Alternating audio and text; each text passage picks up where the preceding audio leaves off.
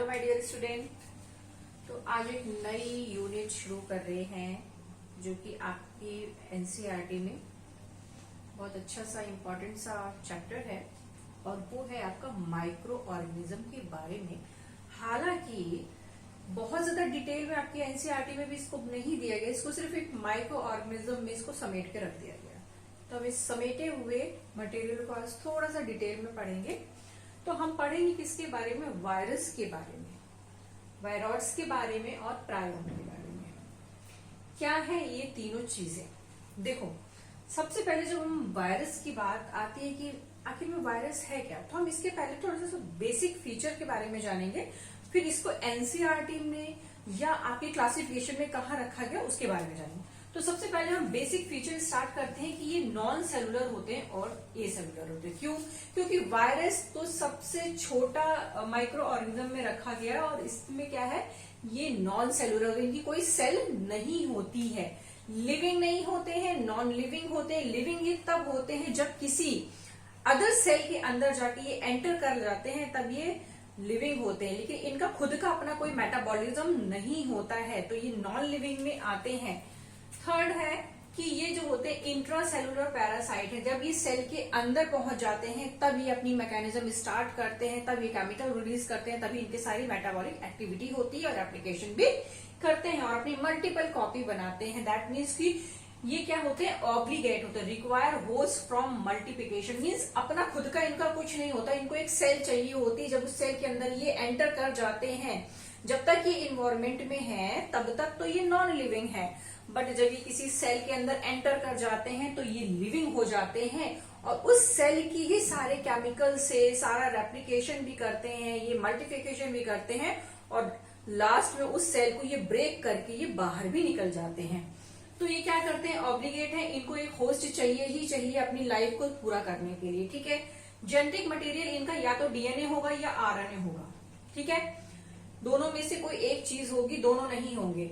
Virus do not have cytoplasm और mechanism, क्योंकि इसके पास अगर डीएनए होता है, देखो किसी भी सेल है, जैसे कोई सेल है, अगर उसमें डीएनए पड़ा है तो डीएनए से फिर आरएनए बनेगा और आरएनए से फिर बनता है प्रोटीन। बट यहाँ पे ऐसा नहीं है, इसके पास या तो डीएनए होगा या आरएनए होगा, फिर इसी डीएनए या आरएनए को ये किसी सेल में जाके पहुंचा देगा और वहां पे रेप्लिकेशन करके अपनी और कॉपीज बनाएगा। इस तरह से वायरस की कई सारी जो है वो जनरेशन बनती चली जाती हैं। तो इनका अपना कोई साइटोप्लाज्म नहीं होता, साइटोप्लाज्म नहीं है तो जाहिर सी बात है राइबोसोम भी नहीं, तो प्रोटीन मेकिंग होनी ही नहीं है। ठीक है, अब बात आती है कि इसका स्ट्रक्चर क्या था। देखो ये है इसका स्ट्रक्चर। ठीक है, इसकी आउटर कवरिंग जो होती है वो प्रोटीन की बनी हुई है और एक जेनेटिक मटेरियल है, तो आइदर डीएनए या आरएनए, या डीएनए या आरएनए। अब क्या होता है, सबसे इंपॉर्टेंट फैक्ट कि not get place in any kingdom. हमने 2 किंगडम पढ़ा, 3 पढ़ा, 4 पढ़ा, 5 पढ़ा एंड 6 किंगडम, लेकिन सारे किंगडम में स्पेशली आज के टाइम में विटेकर का जो किंगडम चलता है, विटेकर ने भी इनको एक सुटेबल प्लेस नहीं दिया, किसी किंगडम में इनको नहीं रखा। उसकी वजह क्या थी? क्योंकि जो क्लासिफिकेशन ऑफ किंगडम है वो बेस करता है लिविंग ऑर्गेनिज्म। मोनरा से लेके आप प्लांटी तक चले जाइए, एनिमेलिया तक चले जाइए, वहां पे लिविंग ऑर्गेनिज्म के बारे में डिस्कस किया गया। साइनोबैक्टीरिया थे, प्रोकैरियोटिक सेल थी, यूकैरियोटिक सेल, सब में सेल थी, बट इनके पास सेल ही नहीं है, तो इनको लिविंग में हम कैसे मान लें? तो क्लासिफिकेशन के ड्रॉबैक में यही था कि इनको क्यों नहीं रखा गया virus, virus, prion and lichen and mycorrhiza. हालांकि लाइकेन जो है कि फंजाई के साथ एसोसिएशन कर लेता है, इसलिए उसको हम जो है उसको माइक्रो ऑर्गेनिज्म में हमने रखा, लेकिन हम उसको क्लासिफिकेशन में जगह नहीं दे रहे उसको भी। और इसी तरह से माइकोराइजा जो होता है वो हायर प्लांट के साथ एसोसिएशन कर लेता है। ठीक है, तो जब फंजाई हायर प्लांट के साथ एसोसिएशन कर लेता है तो वहां पे क्या होता है, वो होता है माइकोराइजा। ठीक है, अब बात आती है living organism is made up cell. जितने भी लिविंग ऑर्गेनिज्म है वो क्या है, सेल से बने होते हैं, बट आपका जो वायरस है वो सेल से नहीं बना है। थर्ड है इसकी सबसे बड़ी बात कि there microorganism not having cell. आपकी एनसीईआरटी कहती है कि ये नॉन सेलुलर है या ए सेलुलर है, सेल इसमें है ही नहीं, तो ये सारे जो माइक्रो ऑर्गेनिज्म है, जब इनके पास सेल नहीं है तो इनको हमने नाम दिया है नॉन सेलुलर। तो इस नॉन सेलुलर को पकड़ लो, इसके बिहाफ पे ही इसको हमने किंगडम में जगह नहीं दी। यही जो है जितने विटिकर का किंगडम था उसका ड्रॉबैक था कि माइक्रो ऑर्गेनिज्म को इन्होंने जगह नहीं दी।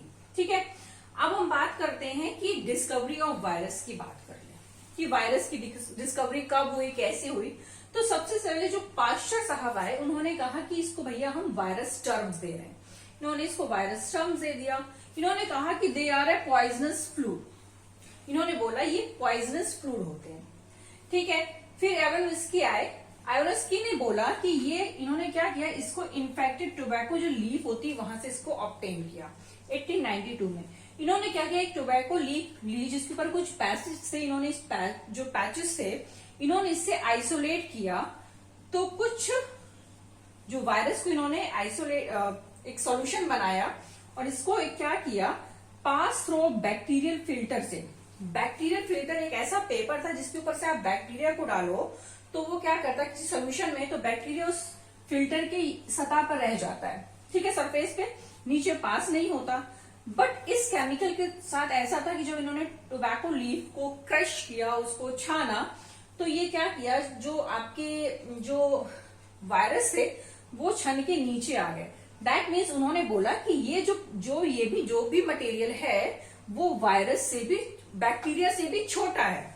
ठीक है, फिर बीजर ने आए, उन्होंने 1898 में एक और एक्सपेरिमेंट किया। उन्होंने कहा कि इन्फेक्टेड जो टोबैको लीफ है उन्होंने उससे इस केमिकल को आइसोलेट कर लिया, मीन्स उसका केमिकल निकाला और उन्होंने क्या किया, इसको एक फ्रेश लीफ के ऊपर डाला तो वो भी इन्फेक्ट हो गई। तो इन्होंने बोला कि ये जो केमिकल है ये क्या करता है, फ्रेश इन्फेक्शन भी कॉज कर सकता है।